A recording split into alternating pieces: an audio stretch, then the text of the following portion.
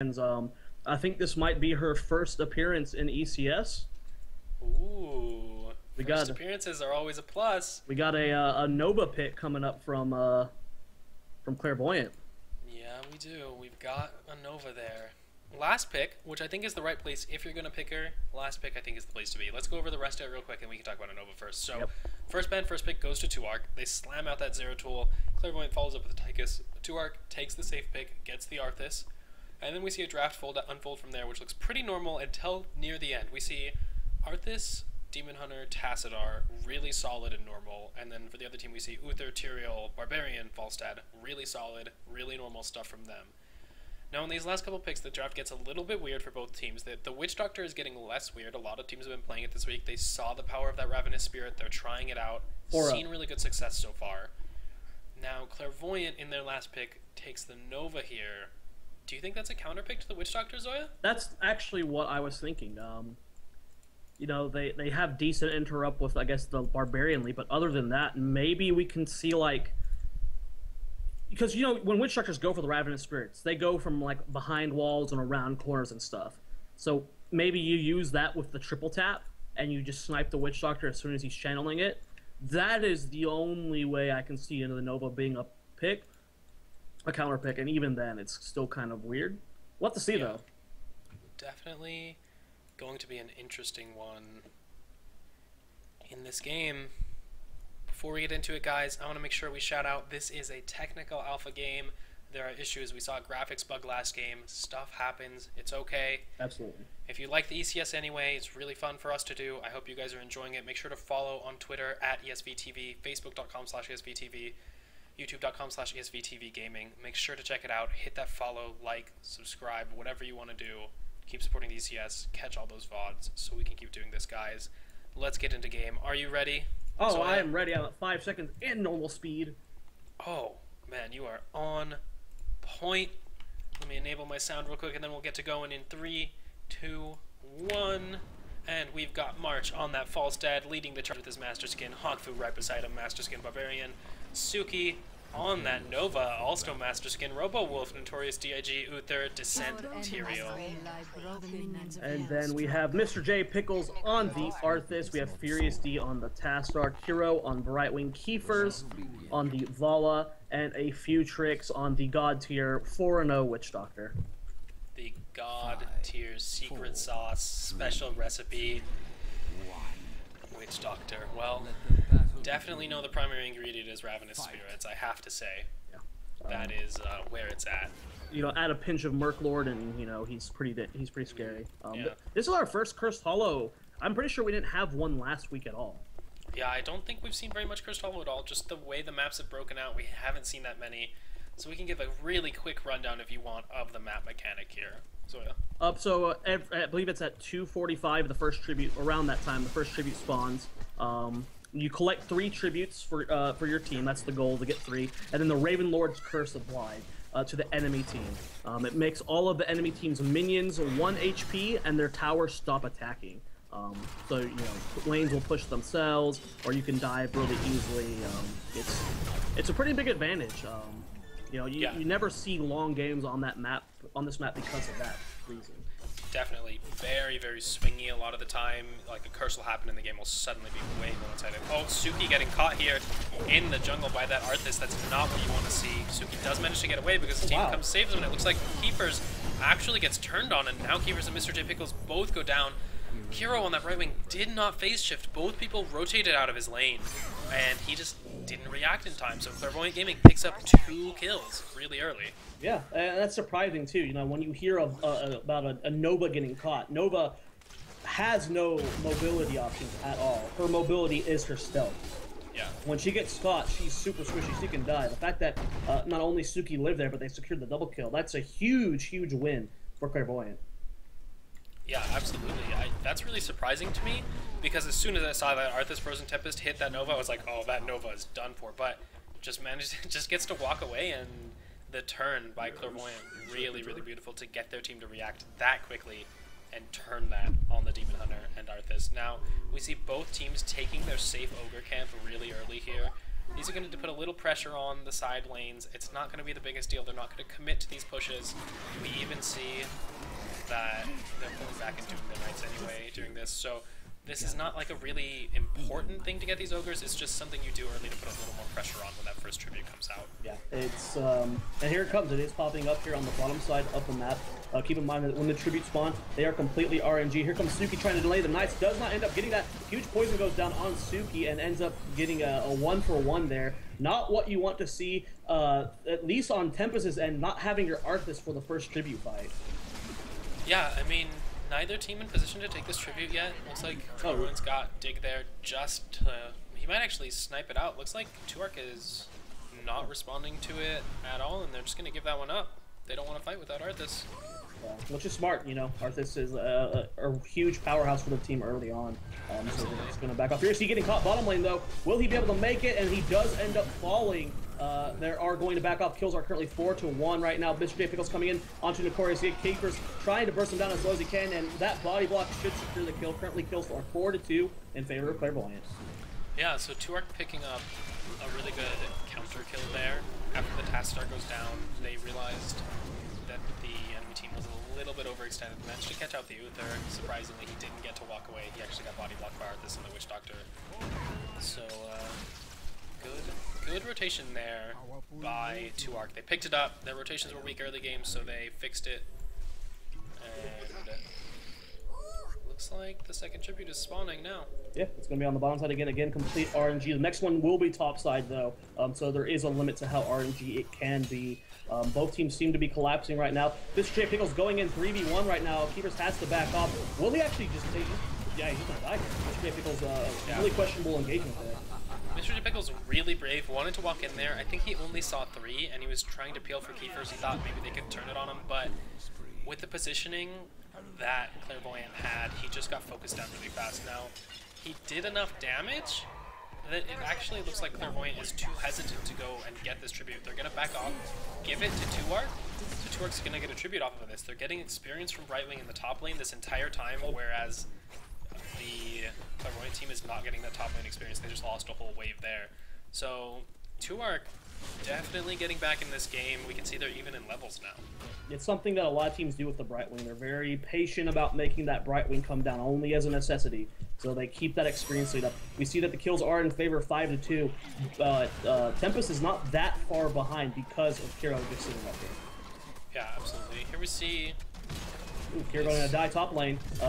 Yep, does get taken down there. Huge gank there from Clairvoyant. And but yeah, as you're about to say, the Grave Golem being taken pretty early here. Yeah, I had my eye on that Grave Golem, the map objective. Zoya, bloodthirsty, looking for those kills. March Barrel rolls in, almost gets the interrupt, but he doesn't quite get it. He gets rooted and stunned by the Golem, and he's going to go down very quickly to that. But Poison goes down as well. Poison has secured 2 kills for this Arthas so far this game. Really showing its value as a talent in the early game. We do see that the Clairvoyant now has to respond to the Grave Golem now. Lucky for them, the tribute spawned right beside it. Yeah, that's definitely a really fortunate position for it to spawn at, and we can see them taking advantage of their level 10 that they had for a little while before Team Tuark, and they managed to snag a quick kill on the Witch Doctor, and that means that there's no possible way that Tuark can actually contest this. So they have to give up that tribute to the Clairvoyant, and that's going to be 2 tributes in favor of Clairvoyant, which means the next one going to be seeing a curse potentially. Yeah, and this is nothing really bizarre from either team heroics-wise. We do see Rain of Vengeance again on Keepers. We did see Precision Strike, not the triple tap on Nova. I think that's to be expected. We haven't seen Nova in competitive play, but I would say that that's to be expected. What is unexpected is Suki catching Mr. J Pickles here in the jungle and ends up going down for his trouble. Mr. J Pickles also goes down as well, though doesn't have time to start eating those ghouls. Army of the Dead, so that is another 1-for-1 trade. Mr. J Pickles, he's really... He needs to find a balance in the game of when he can go aggressive and when to pop that heroic just a little bit earlier. Right now, he's got 5 deaths for his team, and you notice that Tempest, they can't engage without him. As soon as Arthas dies, they just have to back off. Even if it's a 4v4 like it was just then with a Nova down, they can't engage without the Arthas. Yeah, they don't have any way to actually hold the enemy team in position for their range DPS to get the targets if Arthas is dead. So you're absolutely right, and it looks like because of that, the fact that Tuark had to pull back after that engage. Now Clairvoyant is taking their Grave Golem. The topside spawn of the Curse tribute is really important here because now Descent is the only one up here, and if Tuark realizes that, they can force themselves onto this tribute, but it looks like they're not going to get there in time, and Descent's going to do an okay job of zooming in, and it's going to buy time for his team to show up and actually secure this tribute, or at least fight for it. Like you pointed out before, that is the curse rate, but Mr. J Pickles going all in on Descent. Suki coming from the bottom, actually getting really close to the fight there. Here comes the Precision Strike. It's going to hit 3 people there, and wow, Evaporation. Huge kills there for Clairvoyant. A few tricks tried to get his ultimate off, but it just wasn't enough. You know, that was just perfect setup from Clairvoyant. Like you said, we saw Descent baiting a little bit, just delaying as long as possible. The stack happened, and that Precision Strike really just nailed everything there. Pulling that Tuark team into a clump for the Barbarian Leap Precision Strike was so clutch for this Clairvoyant team. Now they're going to be able to secure, they got a Curse. It's going to give them at least 1 fort on this top side. Grave Golem's almost got that second fort down on the bottom side on its own. Now Clairvoyant also gets to rotate down to wherever they want and put more pressure on while this Curse is up. So they're in a commanding position. I'd expect them to end this Curse at least level 15 full pressure. Yeah, they're doing an excellent job, and it's going to be, they're going to be able to capitalize off this more. They're getting knights, they're going to push mid. They already know that Taskar and Vala are down bottom defending against the Grave Golem, so they can freely push mid if they want.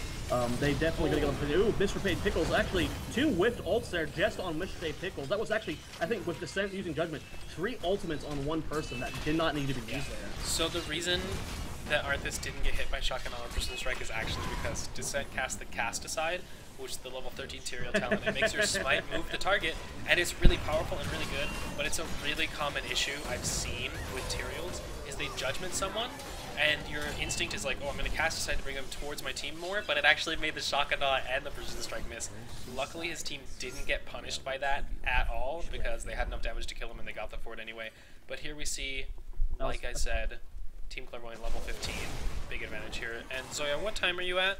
I am at 950. Alright, so you're just a second or 2 behind me. Oh, speed up, don't worry, keep going. We do see knights being taken by Clairvoyant. Really safe night camp for Clairvoyant there. They know they just want to fight, kind of. They picked off Mr. Typical, so there's nothing that Torque's going to do. And now looks like Mr. Typical's out of position a little bit again. His team is kind of close, but not close enough. Will he get the armor off? So he's alive now. Notoria's getting turned on. Here comes the Precision Strike Barb Leap, though, and it does tons of damage to this front line. Meanwhile, Descent dueling Furious, and I don't know what Zoya's laughing at, but Kiro getting low. Looks like that Protective Shield is going to be enough. Furious D on that Archon gets enough damage to snipe that out. A few tricks, ends up going down to the Tyrael Bomb. And when everything, the dust settles, Furious D, the only one to maybe survive. Oh my gosh. Gets the second Void Shift, and the Shock and Awe for the overkill. Now, I wasn't laughing. What I noticed was that Suki's Precision Strike wiped all of Arthas' ghouls except for 2. It completely erased them off the map, which is so much healing, so much survivability for that Arthas. Just gone. And actually, Keeper's coming in for a little bit of cleanup here. Snagging a kill. Kiefer's snagging a kill on that cleanup. Now, that was questionable from Clairvoyant. They looked like they wanted to stay for that keep, but Barbarian didn't commit, so it actually ends up only at half. I don't know if they could have gotten it either way. A risky call for them, but they're not going to lose that much. Just losing 1 death for it, not that big of a deal. Although it's going to give Tuark some time to get their Grave Golem. Agreed. We do see that they're taking the Sea Giants top lane. Clairvoyant Gaming is huge map control in their favor. I mean, there's all of the outer forts are down for Tempest, and Clairvoyant has all of theirs up. So it's just so much map control presence. They can really push any lane they want to without having to feel too at risk. I mean, they looks like they might be doing a push bottom lane here to secure an inner keep, but all they'd be giving up is the top fort, which is really not that big of a deal. Yeah, absolutely. Team 2 are gonna take this fort. They want to try and hit that level 16 to get those really important talents, but it's costing them a lot of time here, and Clairvoyant's getting a lot of free damage on this bottom keep base defense, and that's gonna be the front wall down for sure. And let's see if Clairvoyant's going to stick around for this, or if they're going to back out. We see Nova Falstad coming in here, so they do have all 5. They're not going to commit, though. They're going to pull out as soon as they see that the Tuark roster has gone back to defend the keep. Luckily, taking that fort for them, they are allowed to. They are able to get level 16, which increase or decreases the talent gap there. make it easier for them to fight. Yeah, so not having a talent gap means that, you know, the team fight can pretty much go in anyone's favor. There's a tiny bit of advantage in the favor of this Clairvoyant team because they're one level ahead. That's bonus stats, bonus ability power, stuff like that. It's going to help them, but it's not game-changing. So all depends on the positioning of the fight. And it looks like Clairvoyant wants to set up a gank brush for this Turok team who they think is going to come for their Grave Golem. So they see them coming now, and that is the Tassadar Oracle popped, and that is why gank brushes do not work against Tassadar. Yep, it's really well utilized there. Well, we see the engagement, though. Both teams kind of dancing along the edge of this fight here. Is Hawkfu willing to commit? Nope. Mr. J. Pickles, being the only one still around here, does get stunned here. He goes a little bit deep right now. Hero landing a little bit of damage there. Here's the big stun from Notorious Dick. The Pulsed ult does a lot as well. A few tricks getting hammered down right away. Does not get to do a lot in this fight, and this is going to be a big win here for Clairvoyant. Yeah, definitely a big win for Clairvoyant. We saw Nova on the flank. She was hunting for that Witch Doctor. She found him, didn't hit him with a precision strike, but she forced him to clump up into a huge Barbarian leap on 4 people. And even though the Vala took Rain of Vengeance and tried to deny that engage as hard as she could, it just was not enough. The damage was too high once that Barb Leap landed. And this is going to be a peak towards Clairvoyant. Won't be able to do much more than that, though, with the rest timers still being a little bit low. Everyone up within mainly 10 seconds, and everyone's too low here. You see the Bride being utilized on the Knight's going to be able to take that, and they should be able to get this tribute, getting them a second tribute, or a second one of the tributes, putting them up 2-1, making them only 1 away from having a full another curse. And if that happens again... The second curse for the same team is typically really tough to defend. We see that just all the lasting damage that Clairvoyant has done. Top side, the keep lost its gate, it's lost some tower health. Bottom side, no towers left for that keep. So we just see if Clairvoyant gets this curse, then Team Turok is going to have a really difficult time just defending the keeps against the minions, let alone the Clairvoyant team that's currently out leveling them. So you see that the Grave Golem, or the Knights are being taken right now. Kills right now, guys, 23-8. A huge advantage, and we might see another fight here. Descent going in on all 4 of them. Huge Divine Storm, great shock and awe, and follow-ups Nova ultimate and doing so much damage. A few tricks getting a lot of his ultimate off, but not able to secure any kills. Furious D at last hit. March should be able to secure that kill. The Archon is finally popped, but will it be enough to secure the kill on Descent? No, Descent will be able to walk away. A few tricks and Hero going to back off back to base, but another 3 for 0 in favor of Clairvoyant. 26-8 kills. They're level 19, probably on the verge of level 20. If they get another keep, that's definitely going to be level 20, and I don't know what Turok can do from there. Well, I can tell you what Turok can do is March can fly ahead of Kiro, and he actually got sniped out. The Emerald Wind came in and pushed him away from his team, and Kiro finished him off with an auto attack. That's gotta hurt, but it doesn't matter. Clairvoyant's still feeling good about this game. They've got a 2-level lead. They're pressuring this bottom keep with some ogres, and that tribute just spawned. So let's see if Turok pulls back. Looks like they are. They're going to commit to getting this tribute, and they're going to get the curse. Now what they could do is wait for Falstad to come up so that he can help them when the curse is there, because it's kind of difficult. If you get the curse and you don't have 5 people up, but the enemy team does, you can't do that much with your pushing. It's still a lot of pressure, but it's not as good as it could be. So popping it while Falstad still has 15 seconds on his death and going backwards to the Grave Golem means they're not going to put as much pressure onto this enemy team as they could have if they had maybe waited out. Yeah, I think the main thing they're wanting to do, though, is be as safe as possible. They're getting the curse to force them to stay back home. Yeah. And then they're going to get level 20 before this push, before the Grave Golem gets across the map. So maybe they're just wanting to do a big death push with the Grave Golem, having level 20 advantage, and it's definitely an interesting decision there. So Turok in position, they think that Clairvoyant's coming for the Grave Golem, but they're going to see Clairvoyant on that bottom side, and I think it's going to be too late. By the time Clairvoyant is seen by Turok, it's going to be too late. The curse on the buildings, they're not attacking. There's a minion wave built up, and there's no way Turok can get back in time to save that keep. Yeah, this is definitely going to fall. That's 2 keeps down. It is level 20 versus level 18. Tatsu tries to come in for the shield. Suki going straight onto a few tricks. Does end up dropping the precision strike. He does have level 20, though, so should be able to have the second charge. Huge Divine Storm. Shock and awe, not hitting anybody, but the wipes are happening. Witch Doctor is down. Fiddle's trying to keep himself alive with those ghouls, but he is going to end up going down. Vala has fallen as well. Fierce D trying to back off as well. Kiro trying to keep him up, but it does end up falling. Another wipe. It looks like a full wipe this time. Kiro going down 5 for 0. 31 kills to 9. Clairvoyant Gaming. Oh, they're busting out the Vala for the Nova for the first time, and they're dethroning my Witch Doctor's 100% win rate.